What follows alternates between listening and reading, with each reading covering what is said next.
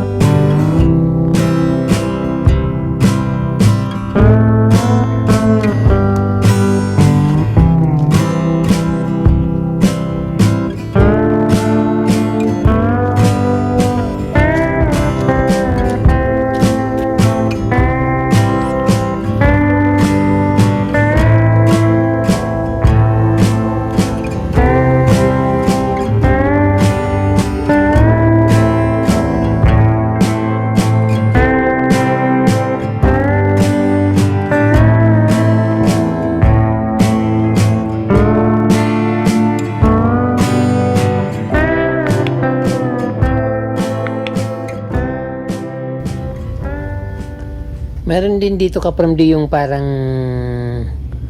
Vietnam rose, pero ano siya, cactus. Flowering siya at nakikita nyo naman napakaganda ng flower niya. At dito naman marami silang mga nasa, ayan, marami silang nasa pot at iba't ibang klaseng varieties. Succulent bar.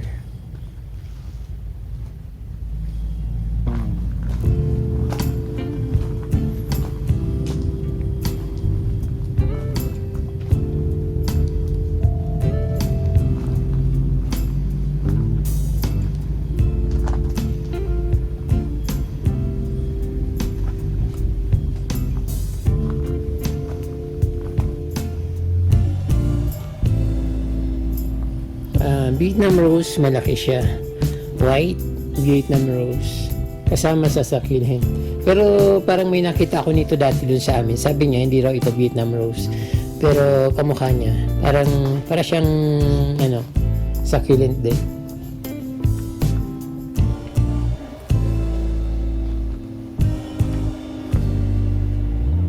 And dito tayo sa medyo mas marami dito. Marinig sila mga varieties ng mga begonias, may Holland, may native begonias, then ayun, may cactus, then watermelon na peperomia.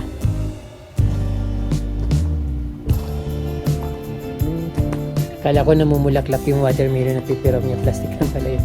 Pero maganda yung mga nila dito Kapromdi sa mga succulents, mga pagka-design, yung para mga house nila, yan, napakagandang tingnan, maliwalas, mayroon din mga bromeliads, ayan, hanging cactus,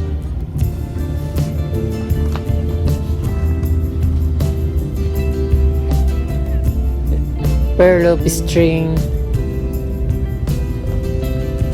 ito pa ay ibang klaseng ito para sa something na pearl din or something string, basta string.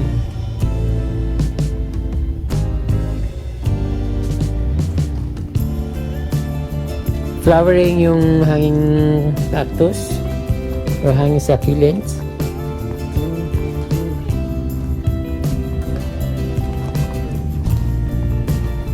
Ayan.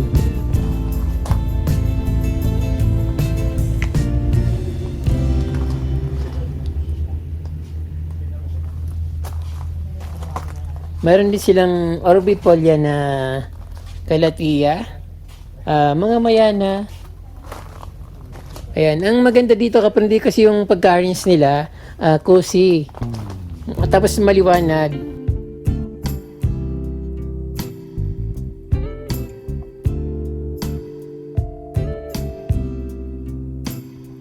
Iba't ibang klaseng variety ng mayana.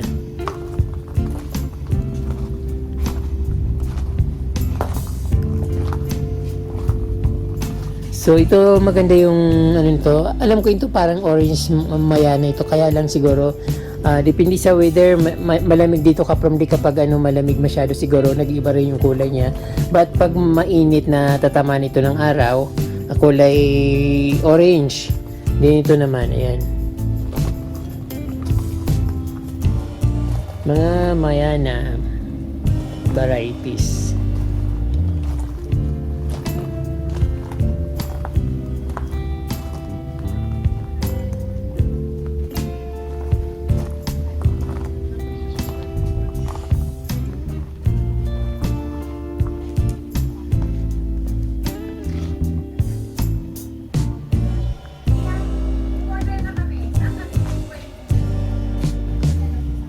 Meron din silang mga local na varieties ng caladium. Katulad nito may winter caladium, tapos Lady Splash, Heart of Jesus Christ, Heart of Jesus na caladium. Ayan. Kaya nga. Then mayroon silang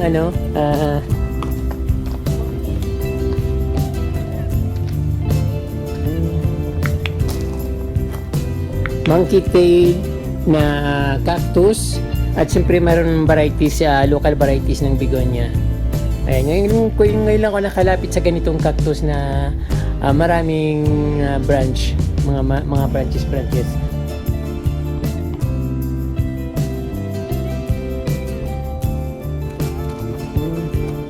Ang gaganda ng kulay. Ayan, kung nakikita nyo yan, iba't ibang kulay. May kulay blue, may kulay green, may neon. Mayroon din sila ditong Monstera Deliciosa. So, parang bagong lang ito, bagong ripat. Wala pa siya mga branch. Nag-isang dahon. Then, String of Pearl.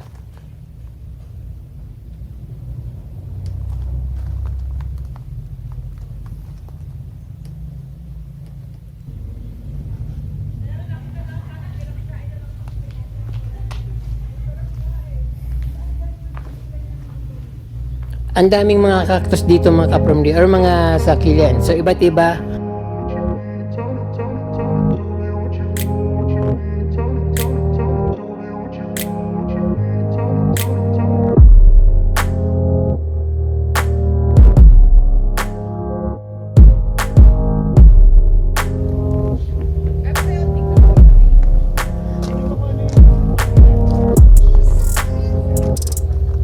Ayun ang garden setting nila dito kapromdi. Siyempre yung mga nila, pag mga succulents naman talaga kapromdi, bagay na bagay yung mga stones.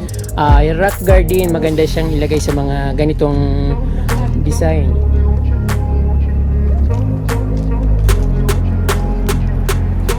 So mga stones, tapos succulents, ayan ang maganda talaga yung pagka-design.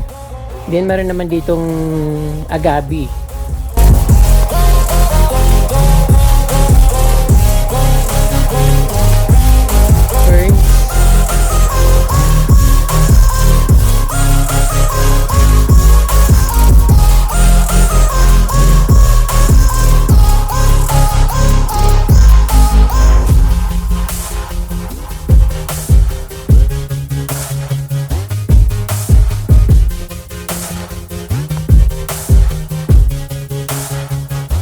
So ayan from the garden idea, kapag marami kayong mga succulents, pwede nyo ilagay sa mga lagyan ng mga stones katulad ng nakikita nyo.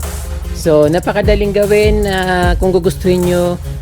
Stones and succulents, kahit anong succulents pwede nyo ilagay, depende na lang sa inyong interpretation sa halaman, kung gaano mo siya i-design, kung paano mo siya lagyan ng design. So ito naman kaprom di yung Christmas tree decor or Christmas decor ng succulents.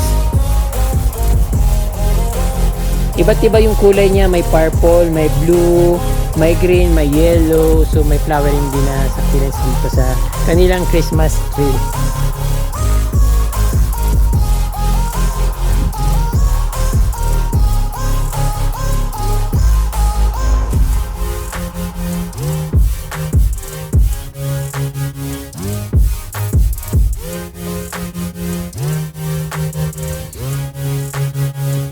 meron din ditong mga iba't ibang klaseng plants. Parang hindi siya Vietnam rose pero kamukha ng Vietnam rose, maganda rin siyang tingnan. Punta naman natin kaprom ditong napakaganda nitong parang kabana na punong-puno ng halaman. So sa labas meron siya mga iba't ibang klaseng mayana, varieties ng mayana, may astromera, may bigonia, may silum. Ayun, so napakaganda ng pagka-design nila. Pwede tayong makakuha ng garden ideas dito. Ayan, lalo pag ganitong bahay nyo. Ayan.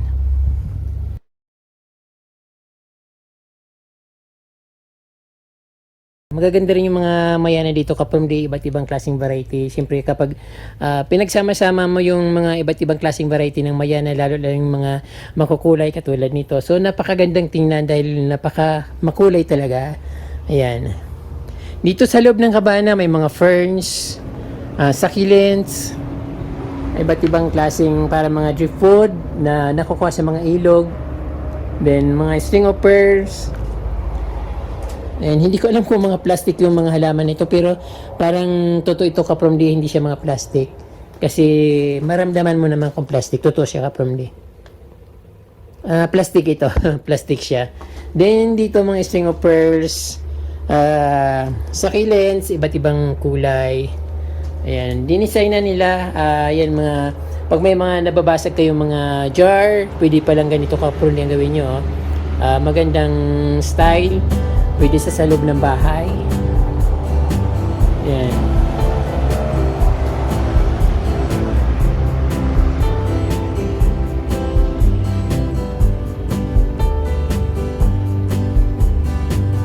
Ang ganda naman dito. Napakaliwalas ng dating mga succulents na magaganda.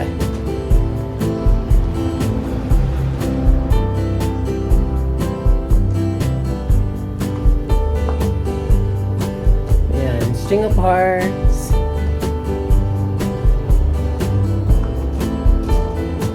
Ano to?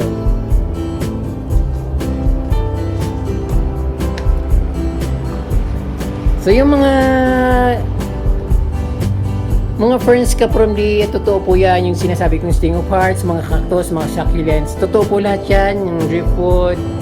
Ayan, totoo po lahat yan. Kasi syempre dito maganda tingnan, no? Ayun.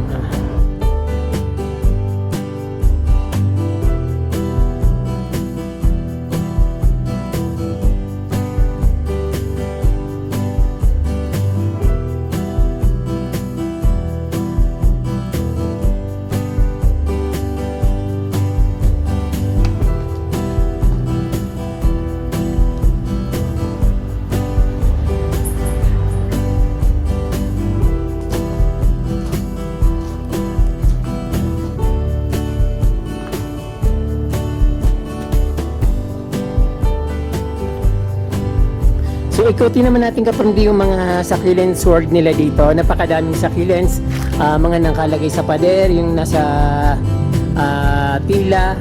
Ayan.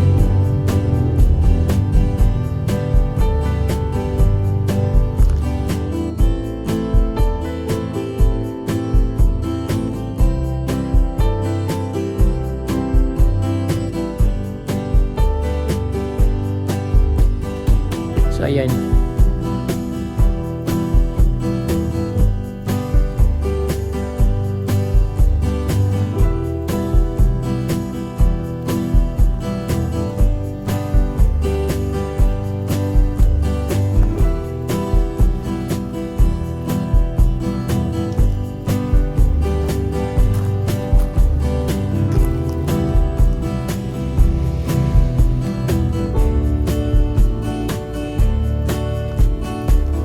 Yan, dito yung kapamdi sa Tayaos Garden, Atok, Benguet.